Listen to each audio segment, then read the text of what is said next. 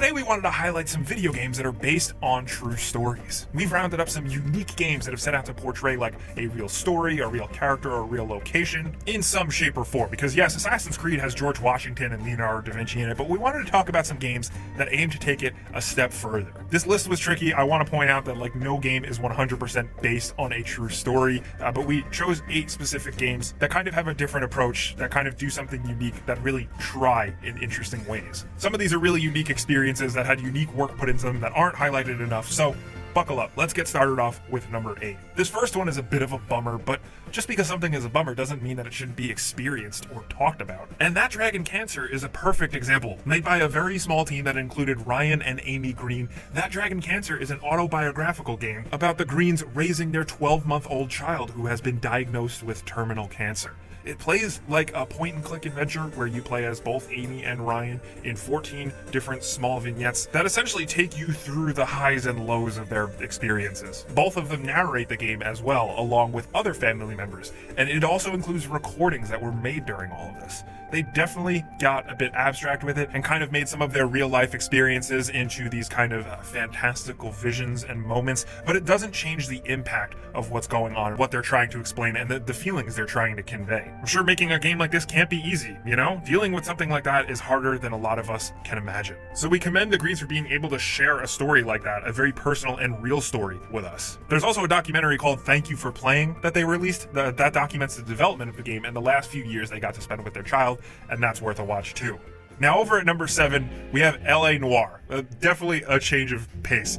The story itself and Cole Phelps, yes, is not true, but there are things in the game that are definitely based off of real life things that they put a lot of work into, and we wanted to point out. For one, Los Angeles itself. Rockstar's version of 1940s Los Angeles is spot on. There are real world buildings, there are painstaking recreations, and it also did a great job of showing us post-World War II America, something you don't really experience in games. I mean, the game opens up with the narrator talking about owning a suburban home, and many big suburbs were a direct product of World War II. After the war, the economy in America improved and people had the money to be able to afford their own suburban home, and the game did a very good job of showcasing that. They nailed not only the look of the time, but the overall vibe. Consumerism was the name of the game at the time, and that's what Rockstar really pushed. Then, of course, there's the inclusion of some real-life cases. This is kind of why we wanted to point this out. The Black Dahlia murder is a pretty big case in L.A. Noire. I'm sure a lot of you know about that one by now. It's pretty notorious in terms of crime cases, and you investigate that case in L.A. Noire, and there's a really cool twist, actually. I won't get into it because it's definitely a game that's still worth playing, so maybe go play it. Again, definitely not the most true story game on our list, but we think that those specific aspects, you know, the ones that they really worked hard on and the things they tried to replicate, aren't talked about enough, and we wanted to highlight them.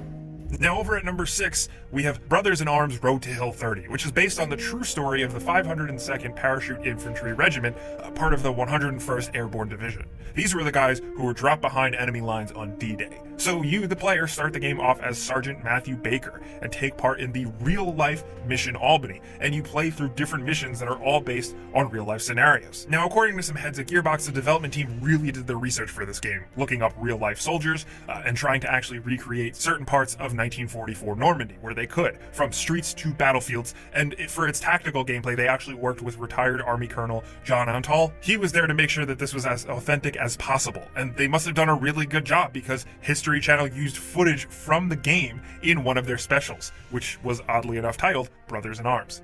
Now next at number 5, we have Vampire Legends, the true story of Kisilova. This one takes place in 18th century Europe in a small, remote Serbian town called Kisilova. There are a few horrifying and also unexplainable deaths that are happening in town, and you play as the person who is investigating these deaths and trying to find out what's going on. Now, it seems like a neat little point-and-click adventure game with a bunch of fun little mini-games tossed in, but the developers claim that it's based on the first documented case of vampirism. Now, it's tricky to actually lock down which one they're referring to. There are multiple, first early cases of claims of vampires out there in the world. It could be either Petar Blagojevich or Jure Grando, which I'm sorry, I'm probably butchering those names, but Grando died in 1656 in the town of Kringa and was said to have returned from the grave at night as a vampire to terrorize the town, and this went on until 1672. Now, Petar Blagojevich died in 1752 in the what is now known as town of Kisilevo. So honestly, we're not too sure honestly which they're referring to,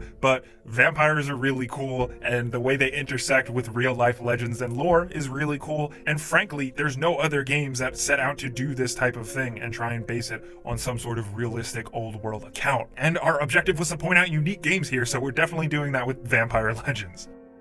Now, over at number 4, The Town of Light is an interesting one because the story it tells of Renee, an ex-patient of the Volterra Psychiatric Hospital in 1940s Italy, is actually totally fictional, but the setting itself is very cool. Founded in 1888 and shutting down in 1978, Volterra Psychiatric Hospital was very real and is known for how horribly they treated their patients. It was actually referred to as the place of no return because supposedly patients were never able to return home. So while the story itself is entirely fictional, it is based off of diary entries and from stories that were told by ex-staff members. So they wrote it with a knowledge of what was actually going on there and used that very closely. Supposedly, the hospital was infamous for their use of electroshock therapy, as well as hiding letters from family and keeping patients tied to their beds in straitjackets. Everything I've read about the game and the place seems very dark. A lot of it is too much to mention here, so go check it out for yourself. Also, if you're into photography and photos of old stuff, definitely look up pictures of the Volterra Psychiatric Hospital. It's very creepy.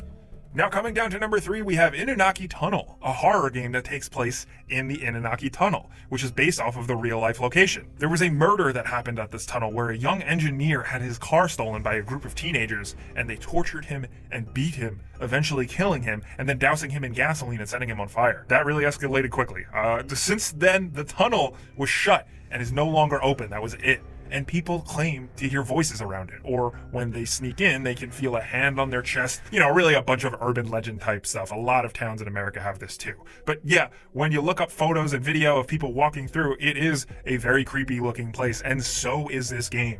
The game is pretty much a walking simulator type thing with puzzles, and it also kind of has a Blair Witch Project vibe with it being filmed a VHS camera and like it's being watched on a CRT screen. This is definitely one that's not for the faint of heart. If you don't do horror stuff, definitely maybe stay away. But still, we thought it was definitely worth highlighting because it is focused around a real world event and a real urban legend. Yes, we can definitely question the ethics of making a horror video game based around the site where somebody actually maybe died, but yeah, let's move on. Now over at number 2, we have 1979 Revolution, Black Friday, which, if you can't tell by the title, has something to do with the Iranian Revolution. I mean, Black Friday was an actual thing that happened. In 1978, a little over 80 people were killed, with hundreds and maybe even thousands more were injured when the Pahlavi military opened fire on a crowd of protesters. In this game, you play as Reza Shirazi, a journalist who returns to Iran during the revolution. It kind of plays like a Telltale game with you making timed choices, whether it be a response to someone or you deciding whether or not to take action,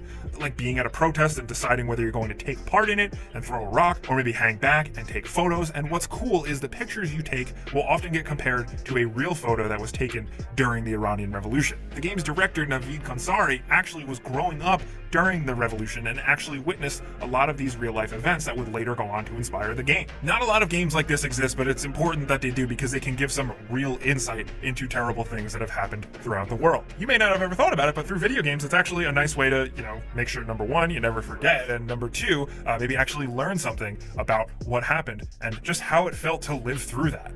Now, down to number 1, we're talking about Kholat. This is an exploration adventure game where you play as someone investigating the location of the Dyatlov Pass incident. Now, I don't know if you've ever heard of the Dyatlov Pass incident, but it's terrifying as hell. 9 hikers went off into the northern Ural Mountains in February of 1959. They set up their camp on the slopes of Kholat Syakhi, and that night, something forced them to flee their tents very quickly, which led to them not being dressed appropriately to combat the cold of the Ural Mountains. Sadly, all 9 hikers died, 6 from hypothermia, and the other 3 from physical trauma. 1 had a fractured skull, the other 2 had chest fractures, and 1 was missing both eyes, and 1 was missing a tongue. So, really terrifying, really questionable stuff. Eventually, the investigation ended, and the deaths were chalked up to, and I quote, compelling natural force. But, man, I don't know, something crazy definitely went on there. And in the game, which is an okay game, but it's based on an interesting premise, you play as the person that goes back into the Ural Mountains to find the truth, which is a big no. No thanks. Yikes. That's spooky. Oh, and also it's worth mentioning that the character is narrated by Sean Bean himself, good old Scene Bean, which is really cool. One does not simply walk into the Ural Mountains. I should probably stop. That's awful. Anyway, we wanted to highlight some games that are based on true things, true stories, true locations, true moments. This list was tricky to make, so like I said, we'd want to hear from you guys any other examples you had down in the